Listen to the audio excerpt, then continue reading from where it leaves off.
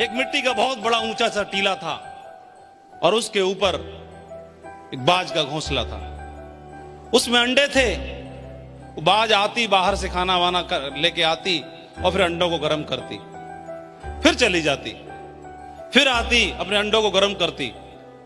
और एक दिन वो बाज खाना लेने के लिए गई थी तो उसी में से एक अंडे से एक बच्चा बाहर निकला और निकलने के बाद हलचल करने लगा और भी अंडे थे और उसकी हलचल से एक अंडा नीचे गिर गया और जहां पर नीचे गिरा ठीक वहां पर एक मुर्गी का घोंसला था और वहां पर उसके अंडे रखे हुए थे, उन्हीं में जाके मिल गया।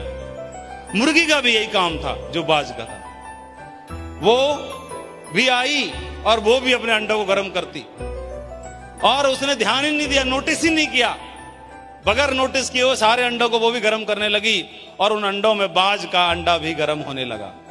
गर्म होते होते धीमे धीमे हर अंडे से बच्चे निकले तो बाज के अंडे में से भी बच्चा निकला और मुर्गी ने तो नोटिस ही नहीं किया।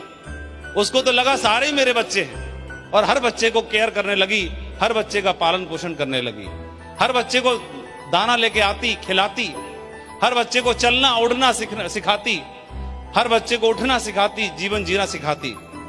और ऐसे ही क्रम चल रहा था। और उसी में मुर्गी के बच्चों में वही एक बाज का बच्चा भी था। उन्हीं की तरह चलता, उन्हीं की तरह कुकड़ कू करता, उन्हीं की तरह आगे बढ़ने का प्रयास करता और सारा कुछ कर रहा था।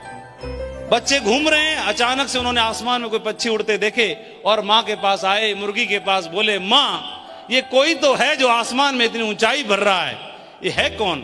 उसने बताया बच्चे ये तो बाज हैं, इनको ईश्वर ने बहुत ही शक्तिशाली बनाया है, यही लोग आसमान की यात्रा कर सकते हैं, यही लोग आसमान में इतने ऊंचे उड़ सकते हैं। हम तो मुर्गी हैं, हम तो कुकड़ कू करने के लिए पैदा हुए हैं, हम जितना कर सकते हैं उतना कर रहे हैं, बस यही हमारा काम है। बोले अच्छा माँ। अब उन्हीं में फिर दूसरे दिन की यात्रा, दूसरे दिन दाना चुगने के लिए मुर्गी के बच्चे निकले। उन्हीं मुर्गी के बच्चों में बाज का बच्चा भी था, क्योंकि वो तो मुर्गी को ही अपनी माँ समझता था, क्योंकि जब उसने आंखें खोली तो मुर्गी को ही अपनी माँ के रूप में पाया। और जब वो देखा कि जो बाज के बच्चे थे और बाज थे एक ऊंचे टीले पे से और क्या डाइव मार रहे थे और वहां से एक टेक ऑफ कर रहे थे, तो उसने उड़ते हुए ऐसे टेक ऑफ करते हुए देखा। तो फिर माँ के पास आया, मैंने देखा कि वो लोग क्या ऊंचे टीले पे चढ़ते हैं और ऊंची टीले पे से बैठ करके वहां से डाइव मारते हैं और ऊंचा उड़ जाते हैं। चलो हम भी चलते हैं, हम भी अगर कोशिश करेंगे तो आसमान की ऊंचाई को हम भी देख पाएंगे। और ऊंचे टीले पे जाते हैं और वहां से डाइव मारते हैं। तो माँ बोली पागल मत बन, ऊंचा टीला उन्हीं के लिए है, ये हमारे बस की बात नहीं, हमारे भाग्य में नहीं है वो ऊंचा टीला और हमारे भाग्य में आसमान की ऊंचाई नहीं है, रहने दे, हमारा तो यही है कुकड़ कू करते रहो। और पता नहीं क्या हुआ, ये बोल के चले गए। अगले दिन की बात, वो बाज का बच्चा इस बात को माना नहीं और माने बिना चुपचाप अकेला अंधेरे में चल निकला और ऊंचे टीले पे चढ़ने के लिए। और चढ़ते चढ़ते ऊंचे टीले पे चढ़ गया और चढ़ने के बाद और उसने वहां से ऊंचे टीले पे चढ़ के डाइव मारा और सचमुच में वो उड़ने लगा।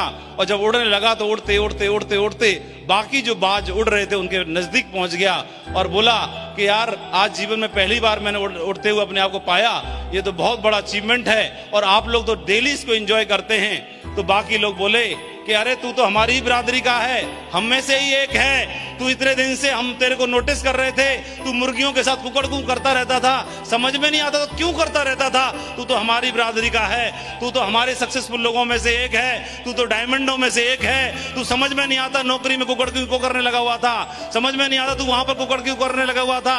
अरे तू हमारे ही खानदान का है भाई, डायमंड बनने के वाले खानदान का है और तू बन सकता है।